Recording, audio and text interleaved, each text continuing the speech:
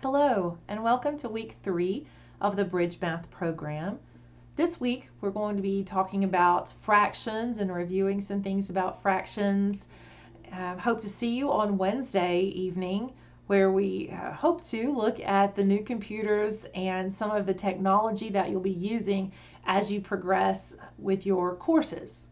But right now, we're going to look at a fraction packet. So you're going to want to have out this packet that says fractions on the first slide.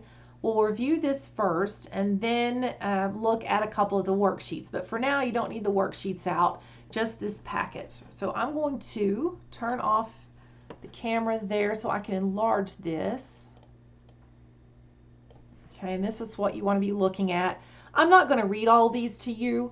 There are a lot of slides in this packet that just sort of have an explanation with sort of a little bit of history of fractions and some of the terminology of fractions. And I'll let you read through those. So really on the first page, those are things that you can read through. I can get this. And I'll just point out a couple of things here on the second page. When you look at fractions, it is true that the numerator and denominator, remember the numerator is the one on top, the denominator is the number on the bottom, they give us the relative sizes of the parts and the unit when we're looking at a fraction, or the parts and the whole. And this relationship is a multiplicative relationship. So the example here shows that, when we have 1 over 2, 1/2, the value of the denominator, 2, is twice the value of the numerator, 1. Okay, so anything that you write that's equivalent, like 4 over 8, if you were to write, say, 10 over 20, okay, something that's equivalent, 50 over 100, then that has the same multiplicative relationship. The denominator is twice the numerator.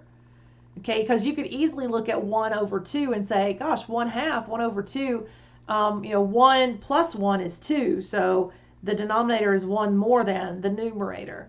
For example, that would be like 7 over 8, but 7 over 8 and 1/2 are not equivalent. It's a multiplicative relationship. Okay. So when you think about fractions, what I really want you to try to focus on is what these things mean. Okay, we can learn to manipulate them, and we can certainly, later on we'll use a calculator. For now, I would prefer that you didn't use a calculator this week. There are just some basic things that we need to get comfortable with before going back to the calculator. That could be part of the problem. If you have issues with fractions, then it could be that maybe you've been using a calculator all this time and you're not really understanding what the fraction means and how to interpret what you're seeing. So that's kind of what we're going to focus on as we review. And then later on, when you're doing the credit classes, for sure, you'll be able to use a calculator. So I don't want you to worry about that. The numbers that we're talking about right now are going to be small numbers where they should be pretty easy to multiply. Okay, so when working with fractions, you need to consider the context and the size of what we call the whole, or you could call it the unit being considered. So for example, just to say half doesn't necessarily convey everything, all the information, right? Half of a small cookie is not the same as half of a large cookie. So if I just say, I have half a cookie, okay, what does that mean? We need to understand what the whole is that's being considered. So, if my cookie is this size and I say I have half of it, well, that's this much. But if my cookie was this size, 1/2 is not the same amount. What 1/2 tells me is that I have this cookie and it's been cut into 2 equal pieces, and I am selecting one of those, one piece out of 2 pieces. So that's what that means. Okay, so in general, if you have A over B, B is the number of equal size parts in which we're dividing the whole. So we have this whole pizza or whatever it is, and we're dividing it up into equal size parts. And then A, the numerator, is the number of parts that we're selecting. So again, go back to the cookie example. Ben gets half of a cookie. Well, the whole is one cookie. Okay, the cookie is being divided into 2 equal parts. We can draw this, let's draw a rectangular cookie. The cookie is being divided into 2 equal parts, and then Ben gets one of those parts. Okay, so 1/2 tells me, so the denominator tells me how many equal parts there are. The numerator tells me how many of those parts I'm getting.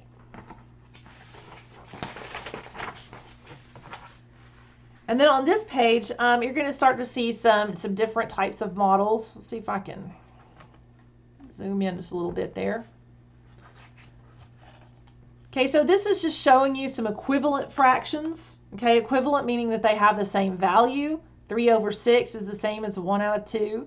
Okay, so these are all equivalent. You can see up here is the graphic representation of that. And then in order to reduce fractions to lowest terms, okay, then it shows you here you use equivalent fractions. This process of reducing the fractions is leaves the value of the fraction unchanged as long as both the numerator and the denominator are divided by the same non-zero number. Remember, you can't divide by 0, so that's why it has to say non-zero number. Okay, so if you have 2/4, 2 goes into both 2 and 4, so you can reduce that fraction by dividing both the numerator and denominator by 2. Okay, if a fraction can be reduced only if the numerator and denominator have some sort of common factor other than 1. 1 goes into everything, so dividing by 1 isn't going to change anything. Okay, a fraction is said to have been simplified or reduced if the numerator and denominator have no factor in common other than 1. So let's just look at a couple of examples. Let's say that I have 7/8. So think about that. Can that fraction be reduced? Well, do 7 and 8 have any number in common and that would go into them, a common factor, other than 1? 1 goes into everything. So, no. So that means that this fraction is reduced. We cannot simplify this fraction any further. Whereas if I had 6/8, well, 2 goes into 6 and 2 also goes into 8. So I could divide both of those by 2 and reduce that fraction. Okay, so this one, 7/8 is already simplified. I can't do anything more to this, but 6/8 could be reduced. I could divide the top by 2 and the bottom by 2 and get 3/4. So that's an equivalent fraction, but that would be the most reduced form. Next, you see the fundamental law of fractions. It says let A/B be any fraction and n is some non-zero whole number, so not 0 again. Then A/B is the same thing as A times n over B times n. So what that's saying is the value of your fraction doesn't change if I multiply the top and the bottom by the same non-zero whole number. So if I have, let's say 3/4, and I multiply the top by 5, and I multiply the bottom also by 5, so the same non-zero whole number, I would get 15/20. So what this fundamental law of fractions is saying is that 3/4 is the same as 15/20. Okay, so it's sort of backwards of reducing. Okay, there's a rule that says as long as you multiply the top and bottom by the same number, then you'll get an equivalent fraction. Because really what we did here, we multiplied by 5/5, and any number over itself is 1. So we really just sort of multiplied by 1 and wrote it in a different form. Okay. And there's different ways to show that fractions are equal. Okay, so as you're looking at, trying to decide how to compare if one's larger or smaller or equal, you could simplify them both the same form. You could write them both with the same denominator, or you could write them with the least common denominator, or you could write them with any common denominator, just to see if they're equal to each other or to compare them to each other. So we get this conclusion down here. two fractions are equal if and only if their cross products, A times D is equal to B times C. So it's really just a fast way to figure it out. Okay, you don't have to figure it out this way, but it's a fast way to do it. So look at the example. Are these fractions equal? 3/7 and 9/21. Well, to check to see that, here's A over B, 3/7, C over D, 9/21. All you have to do is multiply diagonally. So start at the top left, 3 times 21, that's 63. And then do the other two. 9 times 7, that's also 63. So their cross products are equal. So that means the fractions are equal. Now another way you could have done it, as sort of outlined in those 1, 2, and 3 above, is you could have gotten a common denominator. You could say, well, I could use 21 as a common denominator, and since I use 21, the 9 doesn't change. But then, let's see, 3 times 7 is 21, so 3 times 3 would be 9. And you can see that way. Sure, they're equal. But using the cross products is really pretty fast to judge to see if fractions are equal or to compare them. Okay, and then likewise we can use it to compare two fractions, greater than or less than. So if I want to compare two fractions, if this first one is saying if they have the same denominator, so this had a B and this had a B, then this fraction is greater than this fraction if and only if A is bigger than C. So if this numerator is bigger than this one, then the fraction's larger. So we'll look at comparing 5/11 to 8/11. Okay, how do they compare? Well, they already have a common denominator, both 11. That means I'm cutting something up into 11 equal pieces. This one is 5 of those pieces, whereas this one is 8 of those pieces. So I can go ahead and compare them. All I have to do is compare the 5 to the 8 because the bottom is both 11. So 5 is less than 8. That means that 5/11 is less than 8/11. What if we have one, though, that doesn't have that common denominator? It's not as easy. You could either, again, get a common denominator, which in this case, we've got 11 and 9, so that would be 99. Or you could use that same idea of the cross products to compare these fractions. It'll probably be a little faster to do it this way. So to compare the two fractions, top left to bottom right, so 8 times 9, 72. And then these two, 11 times 7, 77. 72 is less than 77, so that means you just keep your less than sign in the same orientation. And check it out. Get a common denominator if you'd rather do that, and you'll still see the same thing. Now, one property that you may not have thought about but is really important is a denseness property for rational numbers. So let's say that we have two rational numbers, A over B and C over D. So there is another number, another rational number between these two. And in fact, there are infinitely many between any two rational numbers, which is what we say it's dense because there are so many options. Well, let's look at a couple of examples. Find a fraction between 3/7 and 8/7. Well, that's no big deal, right? Just say 4/7, 5/7. Okay, so here's an example. 4/7 is somewhere between 3/7 and 8/7. No big deal. But what about 4/7 and 5/7? So turns out there are infinitely many numbers, infinitely many rational numbers between 4/7 and 5/7, just like there are here. I mean, I could have listed on number 1, I could have listed 5/7, I could have listed 6/7, but you're not stuck with just things that are over 7. There are infinitely many choices. So change the denominator. For example, you probably don't want to put 4.5 over 7 because that's a decimal within a fraction. You really don't want to do that. Just change the denominator, spread those numbers out. So let's write equivalent fractions with denominator 14. So 4/7 is 8 over 14. 5/7 is, 10 over 14. So now you can see, 9 over 14 goes in between there. So that would be a fraction in between those two. 9 over 14 is in between there. But what if I decided to just get, I didn't want to do 14. I wanted to do a different denominator. 4 sevenths and 5 sevenths. Well, instead of calling them that, let's multiply them by 100. So instead of 7 on the bottom, it's 700. So that will be 400 and 500 over 700. Those are equivalent fractions to 4 sevenths and 5 sevenths.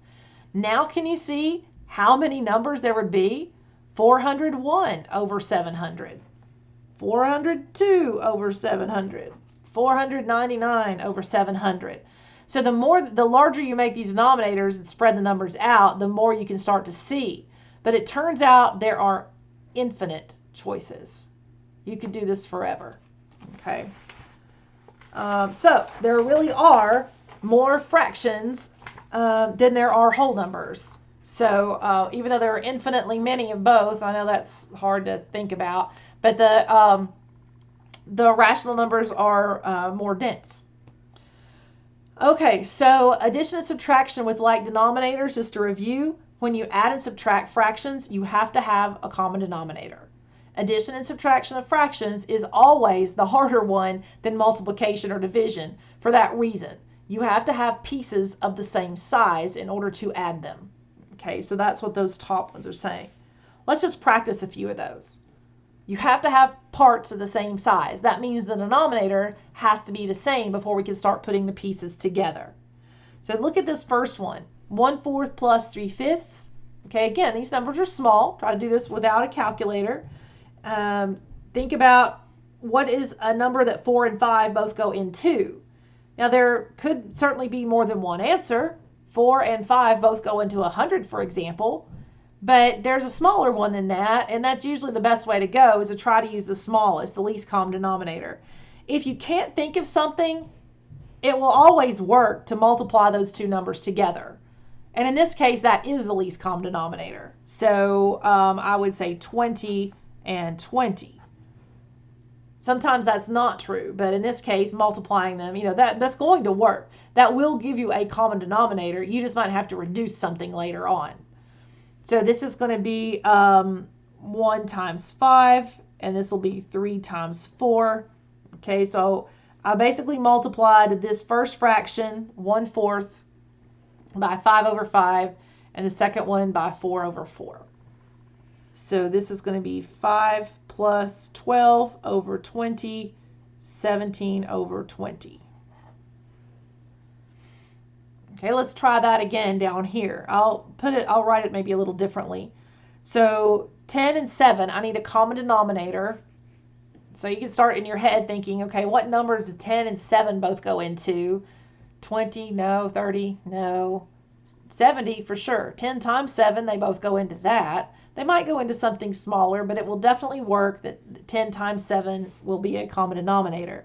So when you do that, you take your first fraction and you multiply it by the denominator of the other fraction. So that's really what I'm doing, multiplying 7 over 7, which is multiplying by 1, plus 2 sevenths multiplied by the denominator of the other fraction.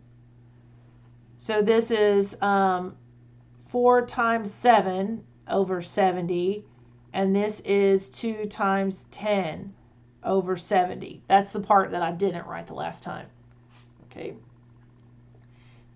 Okay, then just add them together. That's 28 plus 20. So that's 28 over 70 plus 20 over 70 is 48 over 70. Now that reduces. But, excuse me, 2 for sure goes into both of those because they're even numbers. So let's try dividing both of those by 2. And that's going to be 24 over 35. So that would be the final fraction when you add them together. And the last one is a subtraction problem. 4/5 minus 1/3. Common denominator, you can go with 5 times 3 is 15. So basically I'm taking the 4/5 and multiplying it by the denominator of the other fraction. Minus 1/3 times the denominator of the other fraction. That would give me 12 over 15 minus 5 over 15. And that is 7 over 15. That does not reduce. 7 and 15 don't have any common factors. Okay, so look at this next one. Suppose a large pizza is divided into 3 equal pieces, and a small pizza is divided into 4 equal pieces. And you get 1 piece from each pizza. Okay, so a large pizza is divided into 4 equal pieces. We're going to do it square, rectangular. And a small pizza is divided into 3 equal pieces.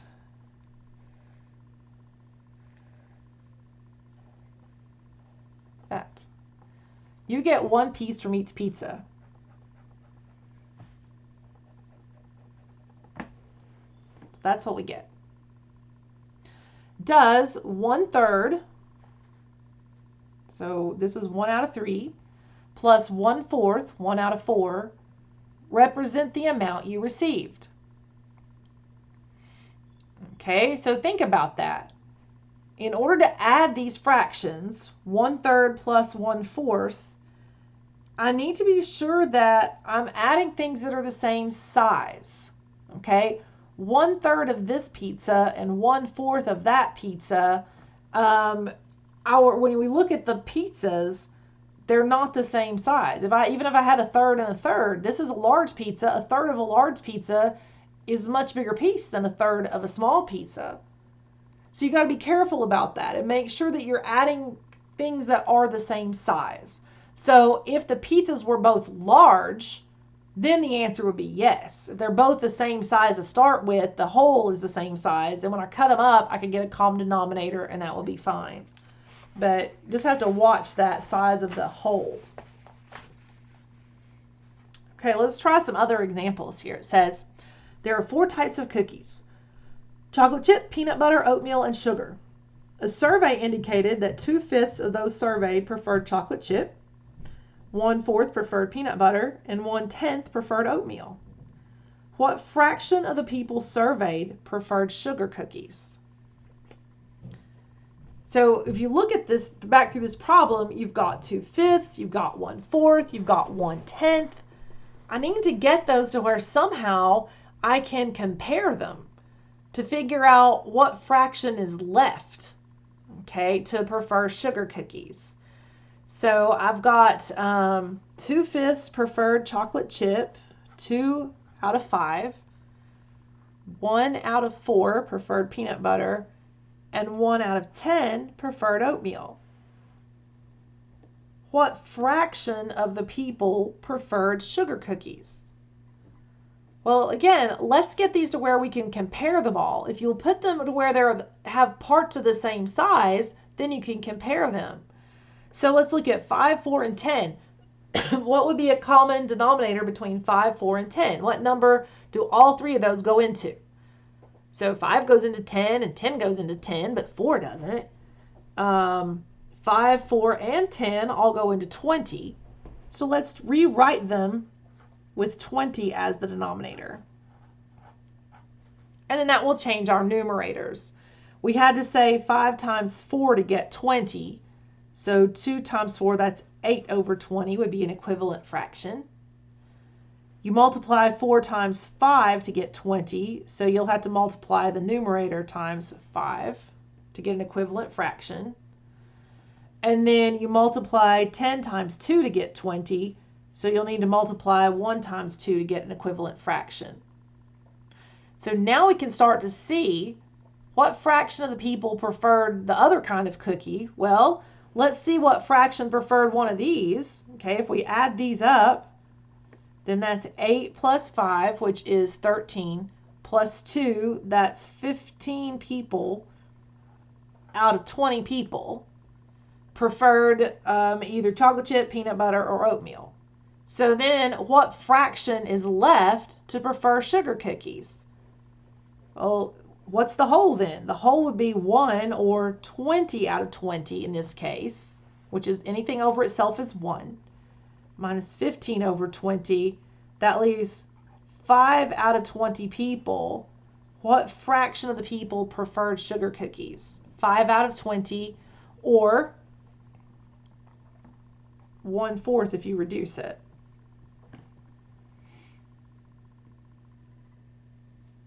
Okay, so this is just sort of an exercise in be sure that you get everything sort of into the same size parts, I guess is how you want to think about it. Okay. Now, a couple of other examples here. This one is just about how to read rational numbers on a number line. This may be something that you're more familiar with if you're used to reading rulers or anything, any sort of measuring instrument. So if I want things in thirds, then I would just take, here's 0 and 1. I would just make 2 marks to cut this into 3 equal pieces in between the two. So here's an example with a ruler.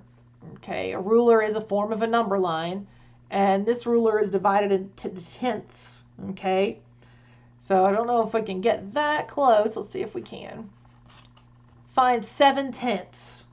Okay, well, 7/10 is somewhere between 0 and 1, and you're just going to count out the tick marks, right? So the middle here will be 5/10, and we need 2 more tick marks. So somewhere about right there, whoops, stop making a dot, is going to be 7/10.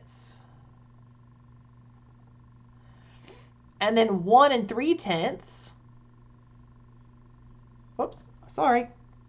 I made my dot on 1 3/10. I was not, 7/10 is right here. There we go. That's 7/10. That's the first one. And then 1 3/10 is the whole number 1 and then 3 out. 3 tick marks out. And then 3.5 is up here.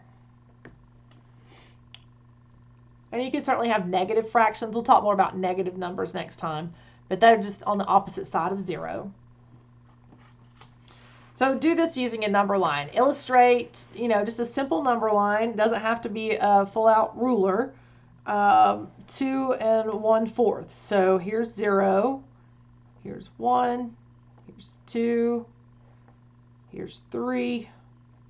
Okay. 2 and 1/4. So if our parts are fourths, we would want to cut this into 4 equal pieces between 0 and 1.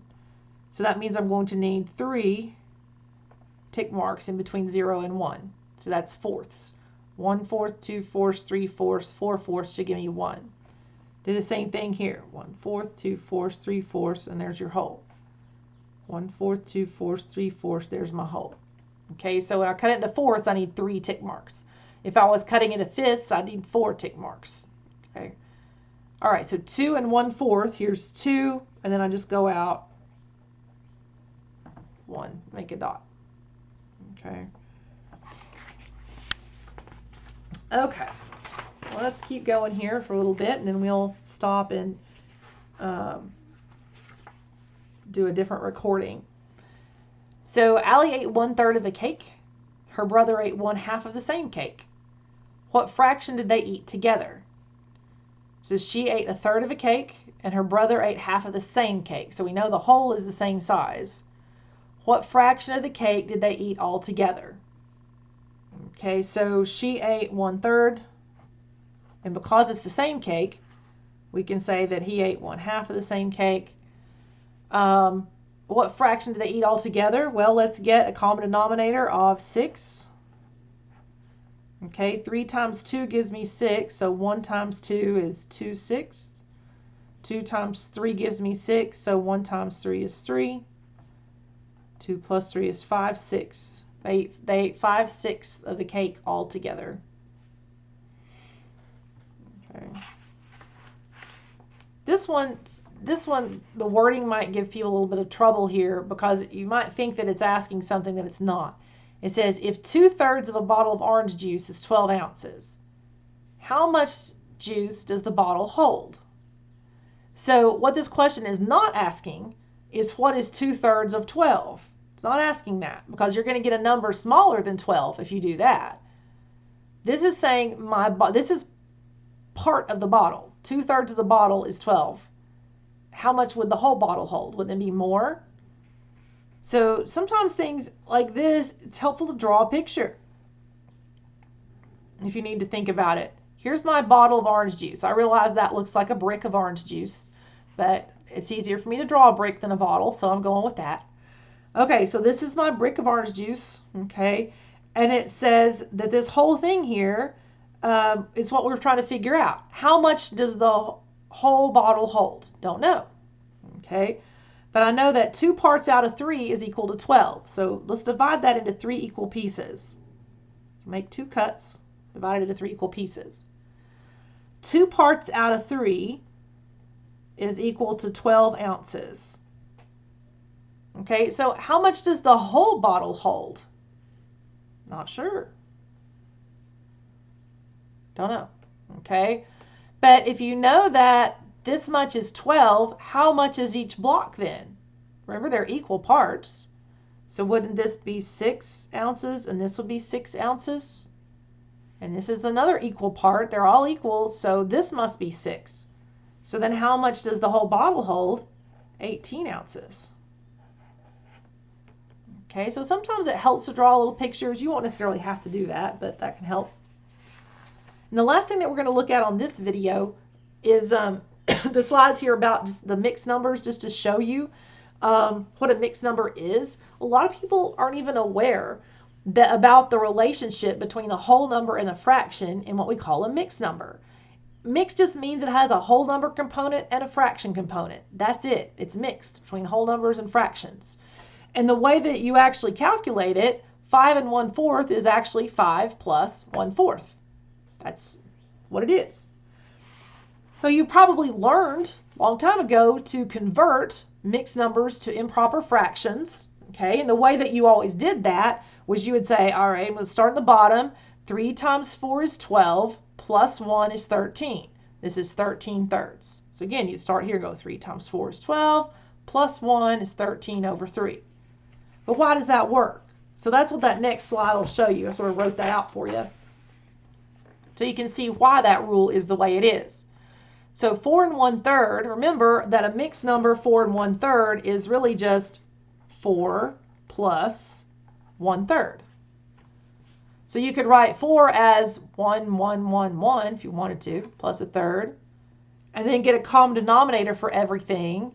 And you can start to see, oh, that's 4 times 3 over 3 plus 1. So this is what we're doing when we do those conversions. 4 times 3, so multiply those two, plus the top, plus 1. Gives me 13 over thirds. Okay. All right, so what we're going to do is take a little break here. I'm going to come back and do another video to finish this out. And then we'll look at some operations with mixed numbers and then look at a couple of worksheets.